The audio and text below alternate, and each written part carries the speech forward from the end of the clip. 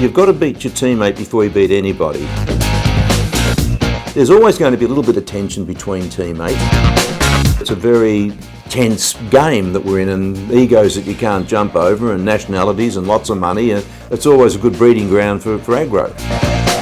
I've seen it time and time again, the beginning of the year, two new teammates shaking hands and kissing and carrying on, and blah blah blah. Halfway through the year, they're not talking to one another as such. You talk to a number of team managers and they will say that old Joe Blow's been spurred on a bit since Fred joined the team, because now that this new guy's come in, he's giving him a bit of a hurry up. So team managers like that. Every now and again a freak comes along that no matter what he puts his bum in, they do well.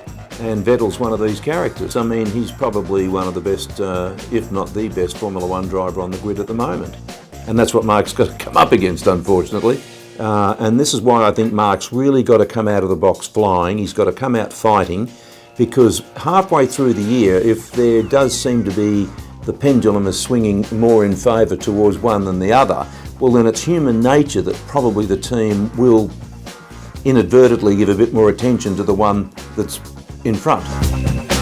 They've all got identical engines, they've all got identical tyres, the aerodynamics are pretty much the same. One might be able to adapt to the tyres a little bit better than others. I think last year Vettel probably dealt with the Pirelli tyres a little bit better than Mark did, but I think Mark has come to grips with them now, so that'll make it more interesting. Vettel's got his engineers, he's got his side of the garage, and Mark's got his. So, Mark's free to talk to his engineers and do the car up the way he likes, and so is Vettel. So I don't think there's too much sharing of telemetry and knowledge, and if there is, it's probably the engineers that do it amongst themselves.